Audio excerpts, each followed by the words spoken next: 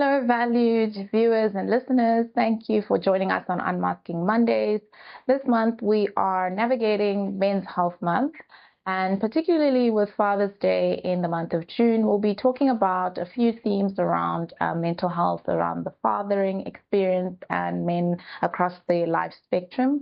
And today, I am joined by one of our wellness counselors at Amari Health, Lefkie, and she'll be helping us better understand what men's health is, what men's mental health means, and how we can better support them in the mental well-being journey. So thank you for joining us, Lefkie. We're happy to have you here. So yes, thank you, Lefkie, for joining us. Can you tell us a little bit about who you are and what is it about, navigating burnout specifically as a special interest that really is something you are keen on exploring with clients? Thanks so much for having me. I love our discussions, especially this one about burnout. I think it's very close to my heart. I, have had a lot of family members and friends that have suffered burnout. And I think during my studies, this is something that just kept coming up a lot in the workplace, parenting. And I think it's something that I can relate to because it's something I've been through and I've experienced firsthand. So it's very interesting for me because I would really like to prevent it and for people in general to be aware of, okay, I'm not coping well. And the first thing to do is to admit I'm not coping well. Right. Yeah. Okay, thank you for sharing that. I think one of the things, just taking a step back, we often take for granted that people know what these terms mean. Yes. So we touched on it a little bit before we had this discussion, but can you just try and simplify what burnout is for somebody listening who perhaps has never heard of the term? Yes, sure. To put it in a nutshell, otherwise we'll be here all day. Burnout affects not only the body, it starts with the mental issues, not coping well at work, feeling irritated, frustrated with yourself and others around you. And the person themselves they don't realize that they are sort of on a downward spiral. I was saying, a lot of times individuals don't realize that they are spiraling down that path of burnout. They just not coping well, and this starts in a physical sense, a mental as well. It's such a combination, but it also can make you ill. So it affects the brain as well as the body. And we can, I've chatted to you before, and you can let me know whenever I can do. I love doing Dr. Siegel's brain hand model.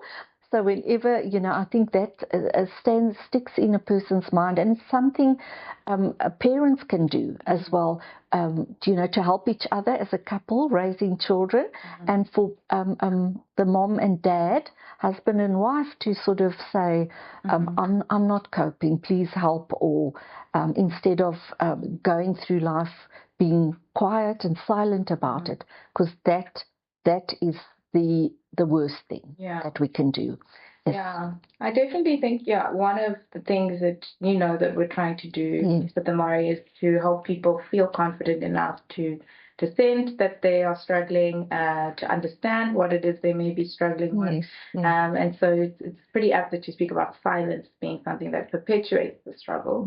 But I want to just deep dive a little bit into, the parenting journey you touched on, right? So we know that I think it's something around over 40% of parents said that they were struggling with burnout in a recent survey that was done, and 57% of working parents self-reported that they were struggling with burnout.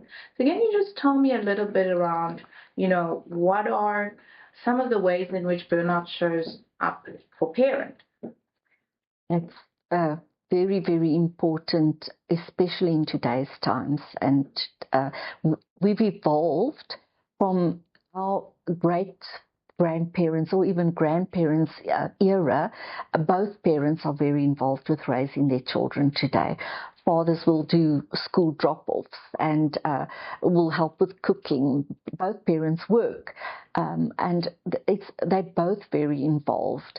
And where burnout can start happening is when, first of all, there might not be additional, families might not be staying around where they can ask for a break, just to do something for themselves. And everything is centered around the children and making sure the children are doing okay.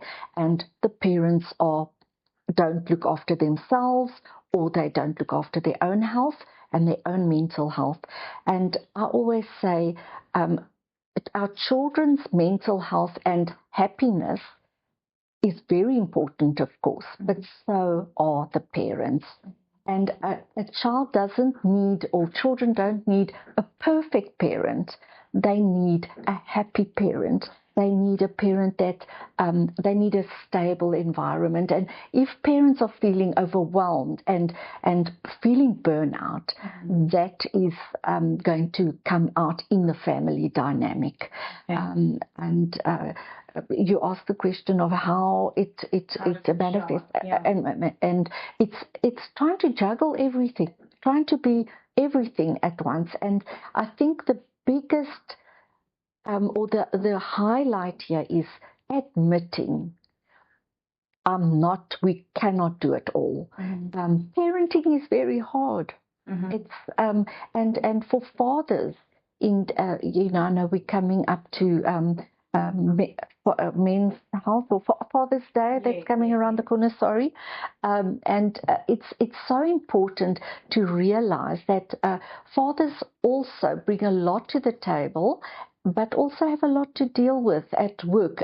Finances is another one that can, bring a lot of stress and pressure on the couple and the fathers in general, because they still feel, I need to provide, I need to make sure my family is okay. Plus doing all the other things that I think our fathers or grandparents weren't doing. Okay. Yeah. So you touched on something very interesting, and I think, how burnout then affects the relational dynamic and the family dynamic. Absolutely. Some of the exacerbating factors being not having the so-called village that we speak around to raise break. But I just want to, digress a little bit, because we spoke about how, parents, fathers are more involved. And I think it is a beautiful thing that we're seeing that more. Absolutely. But how about, there's a lot of statistics that are coming out around the mental load that mothers carry. And, making all the micro decisions about what the kids are going to wear, what the doctor's appointments are going to be, etc. How do you, advise your couples to help one another carry the load? Because I know the mental load can be something that exacerbates burnout. I think couples can really help each other by being open to discussing, that certain factors. We tend to want to keep the status quo. Everything's going all right, but it's not, and we're picking up a vibe, but we'd rather sort of sweep it under the carpet, and talking about it and admitting I'm not doing well. It doesn't always happen that way. It normally happens that there's an explosion, like you flip your lid, and then we sit down and we chat. Instead of it getting to that point where we explode on each other, couples can do well to actually have someone to speak to, either professional or in their communities. There are many places where they can go where perhaps other parents are also struggling. They might go to a group session and see a lot of their friends there and say, I don't know, you're also battling. And they are, and they just don't have anyone to speak to about it. It's difficult, but I think the first point of starting to change and making that shift is admitting that we cannot do it all. Right. And we don't have to be perfect. It's parenting is not a perfect science. Right.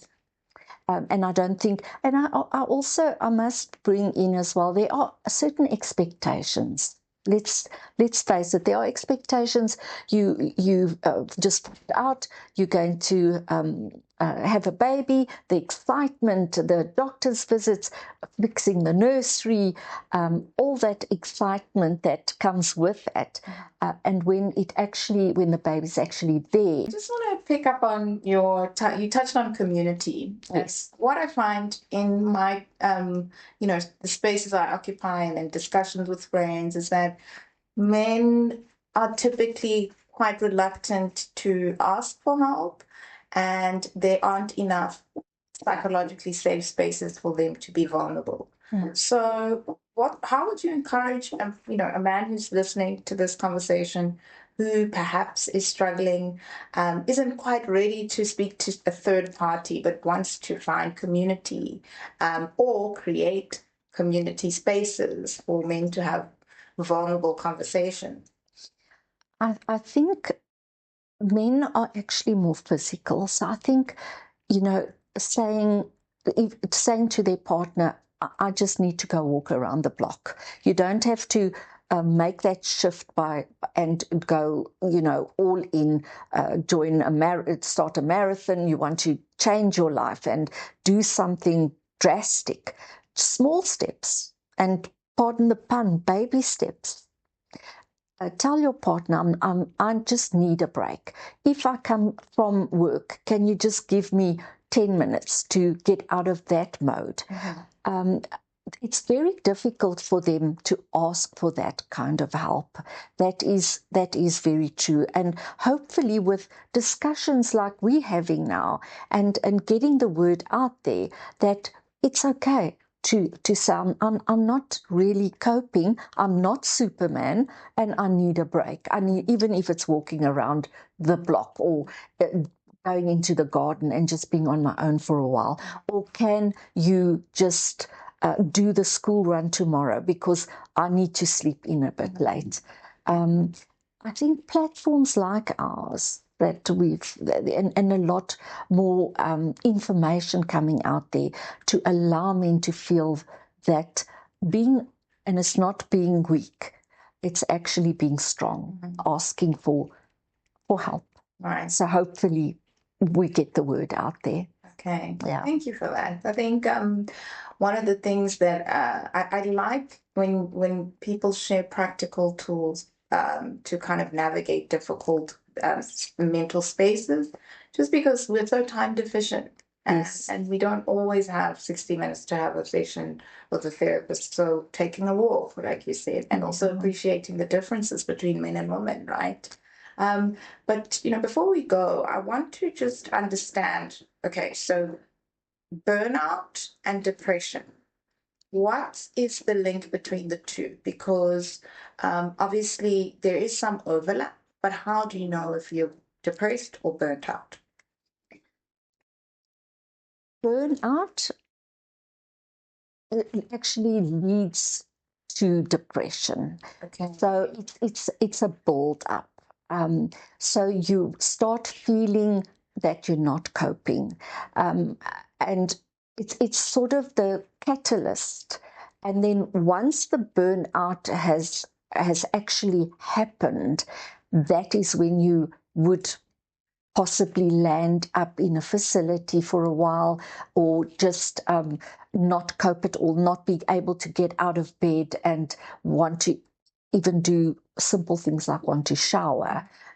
Your personal hygiene goes, and then the depression sets in. Okay. So it's a gradual a process that can lead to depression. Okay.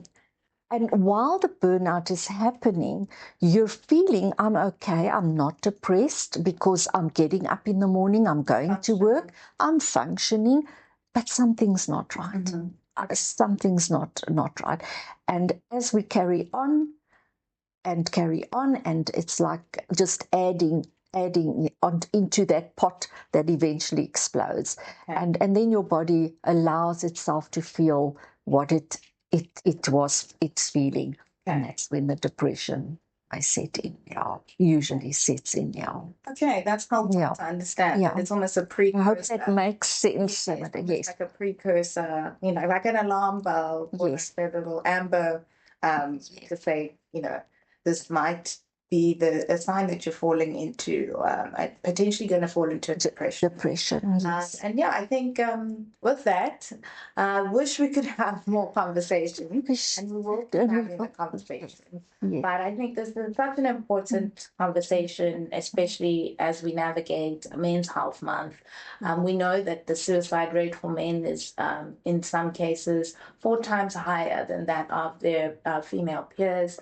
This conversation is important to spark conversation in spaces that you occupy. Whether you are a man yourself or you know a man in your world, please encourage men in your sphere to ask for help.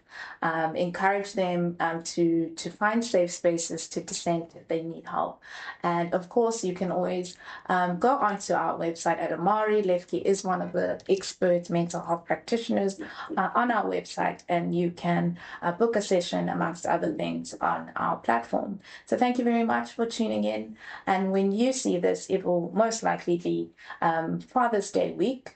And so I hope that you will really just be mindful that men struggle too. Fathers face pressures themselves, and try and help us make society a better place by being more cognizant of everyone's mental well-being. Thank you. Thank you.